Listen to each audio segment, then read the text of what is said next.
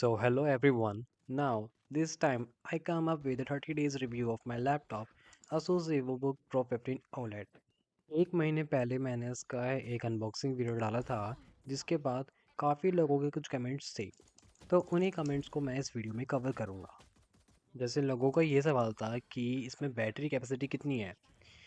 कईयों को ये डाउट था कि इसमें 70 वोट आवर बैटरी है या 50 है, क्योंकि वेबसाइट पे 50 वोट आवर मेंशन करा हुआ था, उन्होंने बताया। तो जो मेरे पास वेरिएंट है इसमें 70 वॉट और बैटरी है।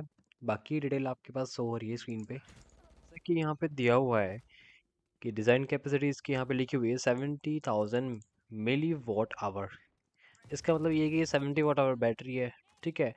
और अब यहाँ पे देखा होगा आपने, जैसे बैटरी हेल्थ भी लिखी हुई है, नंबर ऑफ चार्ज साइकिल्स भी लिखे हुए हैं, तो ऐसे और भी डिटेल्स यहाँ पे बता रखी है। देखो, लोगों का जो रीज़न है मतलब जो कन्फ्यूज़न उनको हो रही है, उसका रीज़न ये है कि यहाँ पे दो लैपटॉप मेंशन है। एक तो है जो जिसमें कि आईपीएस लेवल पैनल आता है या फिर आईपीएस पैनल आता है इसमें, और एक है जिसमें आता है ओलेड पैनल। देखो, ऐसा है कि ओलेड पैनल जिस लैपटॉप में आता है उसमें तो तुम्हें बैटरी मिल रही है 70 वॉट आवर की। ठीक है। और जो नॉन ओलेड है या फिर आईपीएस पैनल है उसमें तुम्हें 50 वॉट आवर की बैटरी मिल रही है। तो वहाँ पे थोड़ा सा लोगों को डाउट हो रहा है कि कौन सा, मतलब किसी में 50 दिखा रहा है, किसी में 70 दिखा रहा है, लेकिन जो डिफरेंस है वो मेन ओलेड का है। उसकी वजह से ही वो बैटरी जो बैकअप है तुम्हारा चेंज हो रहा है। देखो, कुछ लोग ये पूछ रहे थे कि इस पे गेमिंग कैसे होती है, क्या परफॉर्मेंस है गेमिंग। देखो, गेमिंग की परफॉर्मेंस इसकी अच्छी है। 1080p लेवल तुम गेम खेल सकते हो उस पर, कोई प्रॉब्लम नहीं होगी तुम्हें। लेकिन हाँ, अगर तुम्हें हाइयर रिफ्रेश गेमिंग करनी है तो इस पर पॉसिबल नहीं है, क्योंकि मेरे पास जो वेरिएंट है वो है ओलेड वाला। तो ओलेड का जो मैक्सिमम रिफ्रेश रेट है वो है 60। अगर तुम्हें हाइयर रिफ्रेश रेट गेमिंग करनी है तो 144 हर्ट्ज का आईपीएस पैनल जो आता है वो वाला वेरिएंट लो।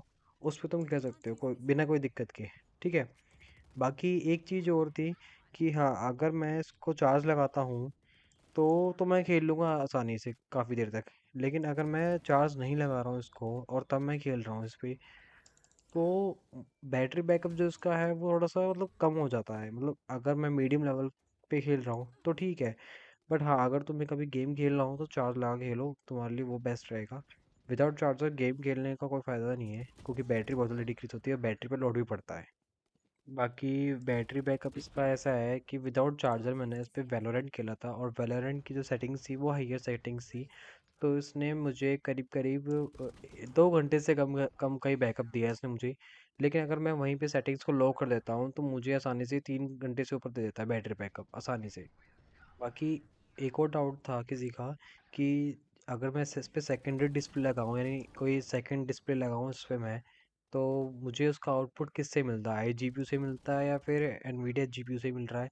तो देखो, इसका सेकेंडरी डिस्प्ले जो है वो तुम्हें आउटपुट मिलेगा एएमडी से, एएमडी रेडियन ग्राफिक्स से मिलेगा। ठीक है। बाकी ये मैं शो कर देता हूँ, तुम्हें दिखा देता हूँ। बाकी मैंने इस पे 3D टाइम्स पाई रन करा था, तो जिसका स्कोर आया था यहाँ पे 3385 overall score. And CPU score था 5072, ग्राफिक्स स्कोर था 3198। और मैंने एक चीज़ नोटिस करी थी कि मैंने इसको थोड़ा सा हाइट पे रखा था और इसमें हीटिंग इशू तो ऐसा कुछ खास नहीं था। बाकी 8 डिग्री के आसपास मैक्सिमम टेम्परेचर गए थे अभी करंट की डेट में।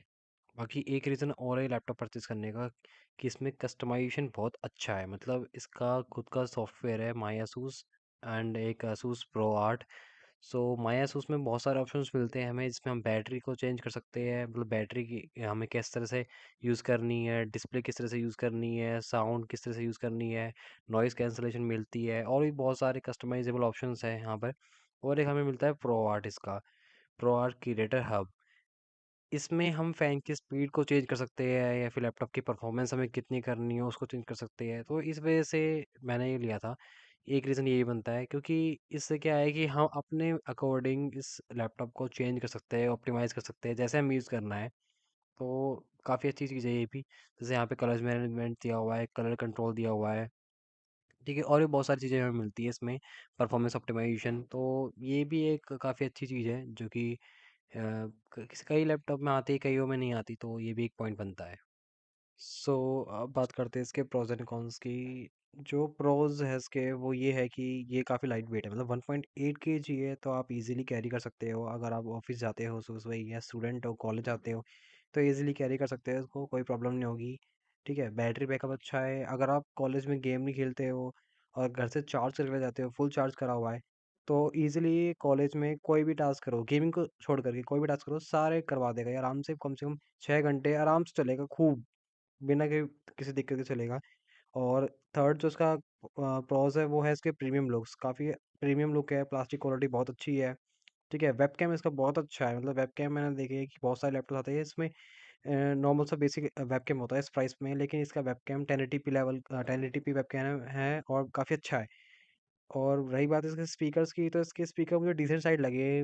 लोग कहते हैं कि स्पीकर्स अच्छे हैं इसके, क्योंकि हरमन कार्डन की तरफ से स्पीकर है इसके, बट स्पीकर ठीक है। अगर आपने ऑडियो बूस्ट ऑन नहीं करा है तो स्पीकर ठीक ठाक है, लेकिन ऑडियो बूस्ट ऑन कर देते हैं तो थोड़े से अच्छे हो जाते हैं, बस इतना है।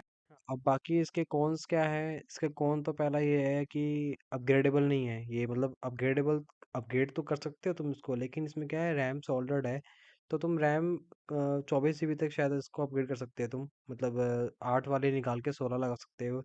और बाकी जो तुम्हारी SSD है वो तुम रिप्लेस कर सकते हो, मतलब स्लॉट एक ही दिया हुआ है तुम्हें, वो वाली निकाल करके तुझे डालनी पड़ेगी। ठीक है, एक और थोड़ा-सा है कॉन, जो कि शायद काफ़ी लोगों के लिए ना भी हो, कि इसमें तुम्हारे पास जो आउटपुट है, ये डिस्प्ले आउटपुट है, वो तुम्हारा iGPU से है, RTX 2050 से नहीं है। ठीक है, और कुछ मुझे इशू भी फेस करने पड़े, जैसे कि इसमें ओलेड डिस्प्ले है, तो ओलेड डिस्प्ले की वजह से फ्लिकरिंग इशू है थोड़ा सा, मतलब ब्राइटनेस अगर 50 से ऊपर है तो वो नई चीज़ें नहीं दिखता है ऐसा कुछ भी, लेकिन अगर 50 से कम है ब्राइटनेस, तो अगर बिल्कुल वाइट स्क्रीन पे आप कुछ देख रहे हो, या फिर मान लो अगर आप वर्ड पे काम कर रहे हो, या फिर ऐसा कुछ है जिसमें वाइट स्क्रीन है या बैकग्राउंड वाइट है, तो आपको हल्का सा फ्लिकर महसूस होएगा कि हाँ फ्लिकर हुआ है बीच में, लेकिन वो ऐसा नहीं, कंटिन्यूस नहीं है वो ऐसा है कि 2-3 मिनट में एक बार होता है, फिर 2-3 मिनट में एक बार होता है। तो वो एक्चुअली सेफ्टी के लिए है OLED की, क्योंकि OLED की थोड़ी-सी लाइफ IPS के मुकाबले कम होती है। उसकी लाइफ लोग कहते हैं कि 6-7 साल चल जाता है ईज़िली, लेकिन अगर आपने अच्छी तरह से यूज़ नहीं करा, केयर नहीं करी, तो हो सकता है पहले भी खराब हो जाए, बर्न हो जाता है क्योंकि OLED, ठीक है? और एक प्रॉब्लम और थी इसमें, जो मेरे को इशू मिला, वो ये था कि मैं जैसे ही चार्जर प्लग करता हूँ इसमें, तो स्क्रीन का जो कलर है वो फेड हो जाता है हल्का सा, मतलब स्क्रीन का जो कलर है वो थोड़ा डल हो जाता है हल्का सा, मतलब जैसे हमारा IPS पैनल होता है ना, बेसिक IPS, थोड़ा सा वैसा फील होता है कई बार कि हाँ कलर थोड़ा सा डिक्रीज हो गया है। और शायद इसका रीज़न कलर कैलिब्रेशन है, जो कि मैंने शायद नहीं कर रखा, वो शायद प्रो आर्ट पे से मुझे करना पड़ेगा, लेकिन अभी तक मुझे मिला नहीं कैसे करते हैं।